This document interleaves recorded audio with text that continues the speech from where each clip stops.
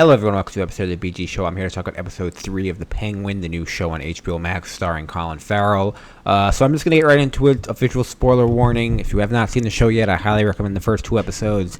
Even if you're not a Batman fan, I think it's a really solid show and I think it's finding its form. So let's just get right into it. And this episode is a lot about Victor, the kind of teenage or young adult character that's been following around the Penguin. A character that I honestly wasn't super excited about, but I thought this was a really good episode, possibly the best episode of the series. Kind of gets into like his family backstory and kind of like, reminded me of like, I guess, A Bronx Tale a little bit, where he's arguing with his father and he wants to make more money, but his father's kind of happy with what they have. And this was a good setup, as it shows you like how his family died when the Riddler kind of let all the water get into Gotham. And this was good and bad. I thought it was good, like, just kind of bringing, it makes us care about the character and gets us more, like, invested in the character. But this kind of just reminds me of my problems with the Batman movie. The Riddler kind of, like, the ending of that movie I just thought wasn't great. I think that was just way too big of, like, a thing to happen in the first Batman movie in the universe. I feel like that event. And I think the Riddler being the one to do it is also a little bit weird. I just think he's way too much of a serial killer, not as true to his character. I think the Penguin is way more accurate to his character than the Riddler is. And so while I did think it brought a lot of levity to the family and to Victor's character, I still don't like that ending. I just think it's kind of random. I don't think stylistically it really fit into the movie like the Batman, which is super realistic, and then you have what I think is like a fantastical event in the entire city flooding. So I didn't really love that. But I did think it fit well here, and I do like seeing other angles. Although they didn't show you Batman and the Riddler, we do know what they were doing at the time. So I thought that was good. From the Penguin's perspective, him and Sophia Falcone are getting into more of the drug business, and so they're getting invested in mushrooms and kind of like this new substance, like the spores on the mushrooms, I guess. So they're trying to go around to the mob or the different, distributors and drug dealers and kind of get this sold. And then there's this scene, a good scene in the club where they have Victor kind of sell it, and they're kind of like their plan is to distribute these drugs throughout the club. And it reminded me a lot of Power. If you've seen the show Power, it kind of reminded me a bunch of that. But yeah, good episode. I'm trying to think what else happens. So at the end, they're meeting up at this club.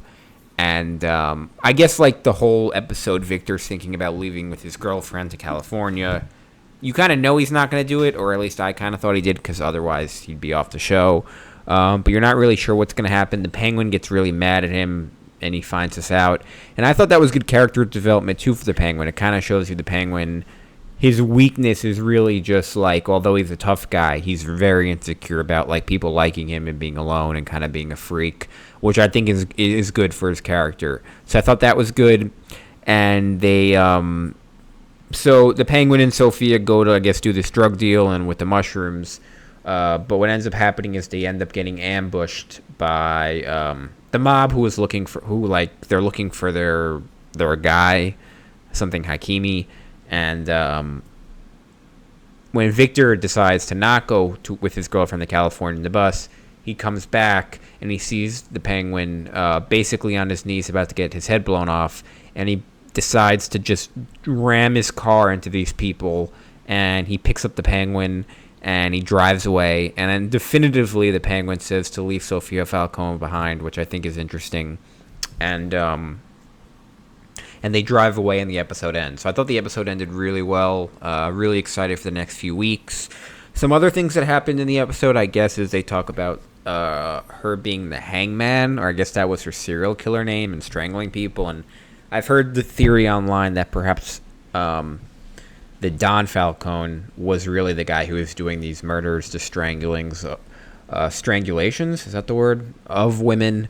And he pinned it on his own daughter. And I think that's a good theory. So I'm not going to take credit for that theory, although I think that's a solid theory.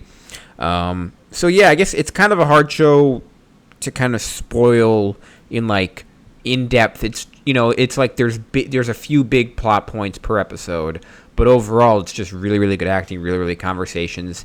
It's almost like you just kind of have to watch it, if that makes sense. You can't really like portray the scenes. You have to see them being acted. But I think Colin Farrell's doing an awesome job. I really can't remember the last time that I watched a character and did not think of the actor this much. It's been a long time. I mean, even when you're watching someone like Thanos, his voice is so obviously Josh Brolin that you think about it a little bit. But with this character, I mean, I'm really just seeing the Penguin. Like, I'm not.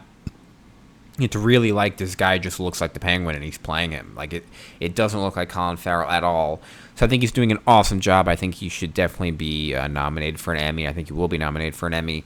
And, overall, I've been saying it a lot, but I just think it's great. Although I have problems in Matt Reeves' universe and with the Batman and what they're trying to do, I think overall it's been very positive. I think this is similar to... I'm not saying it's as good as The Dark Knight, but similar to The Dark Knight, this is a show that very casual DC fans are going to like, who are just looking for like a solid HBO show. I think this does a really good job. Is this on the level of other HBO shows like Succession, Sopranos, Game of Thrones, all of these shows? Obviously not. So it's not like elite. However, there's a lot of episodes left. Not a lot, but I think there's 5 episodes left. And there's a lot of time to accomplish stuff. And it's just great to have a show made like this. It's great to not be stuck on the CW network or stuck on some shitty streaming service, and get some mediocre show. I think the show's very well done. I think the cursing is a big deal because there's a version of the show where, it's adult, but it's like not fully adult. It's just kind of like rough around the edges. This is fully adult with the cursing and the killing. So I'm really liking it. It's great that, DC source material is being taken seriously. There's a lot, pretty much unlimited amount of content they can make. As much as people think the superhero genre has been saturated, I can make the argument they haven't even scratched the surface yet, because a lot of the material that they've touched, they just have not done well, and I think they can do it over. So thanks, guys, for watching. That's my episode 3 review. If this is your first time on my channel, please subscribe. I'd really appreciate it. Thanks, guys, for watching, and as always, I'll see you on the next one.